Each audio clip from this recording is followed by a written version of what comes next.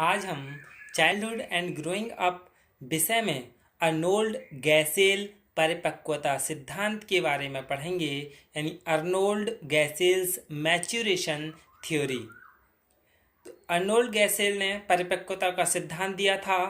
यानी अर्नोल्ड गैसेल का पूरा नाम यानी अर्नोल्ड ल्यूसियस गैसेल था। इनका जन्म 21 जून 1880 में अल्मा यानी विस्कॉसिन यूएस यानी अमेरिका में हुआ था। इनकी मृत्यु 29 मई 1961 न्यू हेवन में कनेक्टिकट में हुई थी। अमेरिकन शिक्षा शास्त्री थे, ये मेडिकल डॉक्टर भी थे, ये बाल रोग विशेषज्ञ एवं मनोवैज्ञानिक थे। बाल विकास संबंधी परिपक्वता सिद्धांत सन 1925 के प्रारंभ में अर्नोल्ड गैसेल द्वारा विकसित किया गया था। अर्नोल्ड गैसेल ने बाल विकास की येल क्लिनिक में लगभग 50 वर्षों तक कार्य करते हुए अनेक अध्ययन किए थे। गैसेल तथा उसके साथियों ने व्यवहार के प्रामाणिक मूल्यों का एक सेट तैयार किया जो बालक की दृष्टि एवं विकास के चरणबद्ध तथा क्रमिक तरीकों का वर्णन कर सकें। मतलब गैसेल ने परिपक्वता सिद्धांत ने बालक के पालन पोषण तथा प्राथमिक शिक्षा की विधियों को अनेक वर्षों तक प्रभावित किया। उसके कुछ सिद्धांत के जो बिंदु हैं उनके बारे में जान लें। उसका था सबसे पहले विकास का सिद्धांत यानी प्रिंसिपल ऑफ डेवलपमेंट। इसमें क्या है विकास के सिद्धांत में, यानी अधिकांश खोज गैसेल ने बालक के दैहिक विकास से संबंधित थी। गैसेल के अनुसार बालक जिस गति से विकास की ओर अग्रसर होता है वह मुख्यतः उसके नाड़ी तंत्र यानी नर्वस सिस्टम के विकास पर निर्भर करता है, जिसके अंतर्गत नाड़ी तंतु यानी नर्व फाइबर्स, रीढ़ की हड्डी यानी स्पिनल कॉर्ड तथा मस्तिष्क की जटिल प्रक्रिया निहित होती है। जैसे जैसे नाड़ी तंत्र विकसित होता है वैसे वैसे बालक का मस्तिष्क विकसित होता है जो उसके व्यवहार में तदनुकूल परिवर्तन लाता है। यही उसका क्या था, विकास का सिद्धांत था।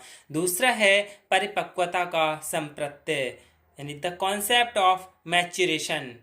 इसमें क्या है, गैसेल ने बताया कि परिपक्वता विकास एक निश्चित क्रम में होता है। एक भ्रूण का दिल वह अंग है जो सबसे पहले विकसित होता है, फिर केंद्रीय स्नायु तंत्र तथा बाद में परिधि अंग यानी पेरिफेरल जन्म के बाद सर्वप्रथम अपने होठों तथा जिह्वा पर नियंत्रण करता है, फिर आँखों पर, गर्दन पर, कंधों पर, भुजाओं पर, उंगलियों पर, टांगों पर तथा पैरों पर।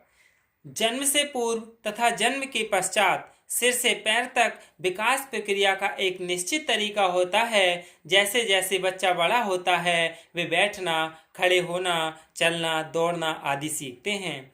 स्नायु तंत्र में वृद्धि के साथ ये सब क्षमताएं एक विशिष्ट क्रम में विकसित होती हैं, फिर भी विकास की गति एक दूसरे बालक में भिन्न भिन्न हो सकती हैं। गैसेल का विश्वास था कि विकास दर में अंतर का कारण आंतरिक आनुवंशिक प्रक्रिया है। उसने इस विचारधारा से सहमति व्यक्त की कि परिपक्वता से पूर्व बालक को सिखाने के प्रयास न किए जाएं, क्योंकि एक बार बालक का स्नायु तंत्र परिपक्व हो जाने पर वह कुछ कार्यों पर आधिपत्य स्वयं ही प्राप्त कर लेगा, जैसे बैठना, चलना, बातचीत करना, ये सभी। अगला है आदर्शों का अध्ययन, द स्टडी ऑफ पैटर्न्स। गैसेल ने नवजात शिशु के व्यवहार का अध्ययन किया और देखा कि किस प्रकार बालकों में गामक व्यवहार का विकास होता है। उसने पाया कि वृद्धि को मापने का सबसे अच्छा तरीका उसका मात्रात्मक स्वरूप नहीं है, बल्कि आदर्शों के रूप में मापित करना है। एक आदर्श कुछ भी हो सकता है, जैसे कोई निश्चित आकार या और भी कुछ। गैसेल ने प्रक्रिया के रूप में ये देखने का प्रयास किया कि हमारी विविध क्रियाएं किस प्रकार संगठित होती हैं। जैसे समझ सकते हैं आंख तथा हाथ के मध्य तालमेल बिठाना यानी आई हैंड कोऑर्डिनेशन। अगला है पारस्परिक जुड़ाव, रेसिप्रोकल इंटरवीविंग। गैसेल ने पारस्परिक जुड़ाव पद का प्रयोग विकास प्रक्रिया की दो विपरीत प्रवृत्तियों के एक साथ जुड़ने के संदर्भ में किया है ताकि व्यवहार संतुलित हो जाए। जैसे बालक हाथों का प्रयोग करने में पहले एक हाथ से काम लेता है फिर दूसरे से, इसे हैंडेडनेस कहते हैं। गैसेल ने इस संप्रत्यय का प्रयोग व्यक्तित्व विकास के संदर्भ में भी किया है। गैसेल ने बताया कि गामक व्यवहारों की भांति व्यक्तित्व में दो विपरीत ध्रुवों यानी जो पोल के बीच झूलता रहता है। उसने बालक के बारे में एक उदाहरण दिया था कि 3 वर्ष की आयु से ही बालक अंतर्मुखी बहिर्मुखी चक्र में विचरण करता रहता है जब तक कि ये दोनों प्रवृत्तियां एकीकृत होकर व्यक्तित्व को संतुलित स्वरूप प्रदान नहीं कर देती।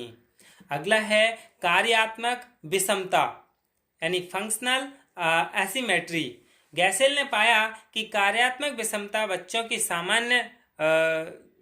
सामान्य रूप से देखने को मिलती हैं।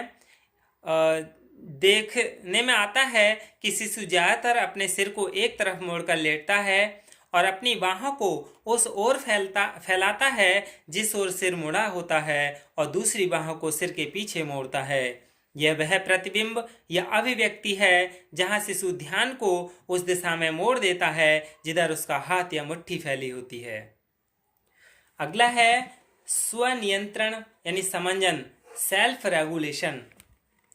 गैसेल का ये भी विश्वास था कि नवजात शिशु भी अपने निजी विकास को व्यवस्थित कर सकते हैं तथा प्रदर्शित किया कि शिशु अपने खाने और सोने के कार्यक्रम को भी अपने अनुरूप ढालने में सक्षम होते हैं।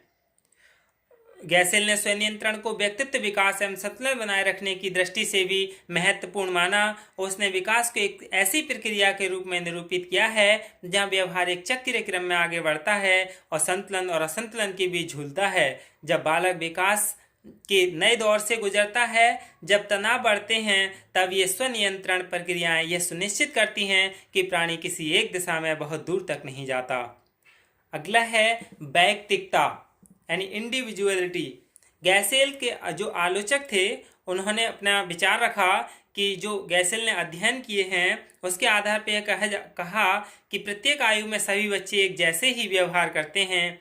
साथ ही उसने यह भी कहा कि सभी बच्चों का विकास क्रम एक समान होते हुए भी वे अपनी गति के अनुसार ही वृद्धि दर को प्राप्त करते हैं। उसका यह भी मानना था कि वृद्धि दर में यह अंतर बालक के व्यक्तित्व एवं उसके स्वभाव के कारण हो सकता है। जैसे उसका अनुमान है कि जो बालक धीमी गति से विकास करते हैं वे सतर्क, शांत स्वभाव तथा धैर्यवान हो सकते हैं तथा जो तीव्र गति से विकास कर सकते हैं वे घूमने फिरने वाले, खुश रहने वाले, शीघ्र हाजिर जवाब यानी प्रतिक्रिया व्यक्त करने वाले हो सकते हैं।